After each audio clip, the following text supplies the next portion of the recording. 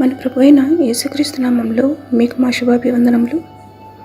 ఈరోజు దేవుని వాగ్దానము, ఏమి తిందుమో, ఏమి త్రాగుదుమో, ఏమి ధరించుకుందుమో అని చింతింపకుడి.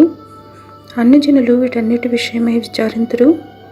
ఇవన్నీ మీకు కావాలనని మీ పరలోకపు తండ్రికి తెలియను. కాబట్టి మీరు ఆయన రాజ్యమును నీతిని మొదట వెతుకుడి, అప్పుడు అవన్నీ మీకు అనుగ్రహింపబడును. రేపటిని గూర్చి చింతింపకుడి, రేపటి దినము దాని సంగతులను గూర్చి చింతించును.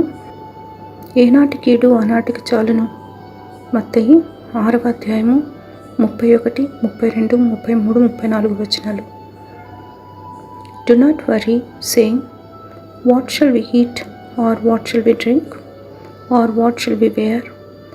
For the pagans run after all these things, and your heavenly Father knows that you need them.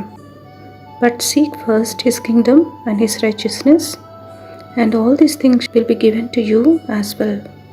Therefore, do not worry about tomorrow, for tomorrow will worry about itself. Each day has enough trouble of its own. Matthew chapter 6, verses 31, 32, 33 and 34. ప్రార్థన. ప్రేమగల తండ్రి, అనుదినము మా భారములను భరించుచు మాకు సమయోచితమైన సహాయం ఇచ్చుచున్నందుకై వందనాలు. మీ విశ్వాస్యతను మాపై చూపుతూ మాకు దయచేయ నూతన జీవముకై వందనాలు.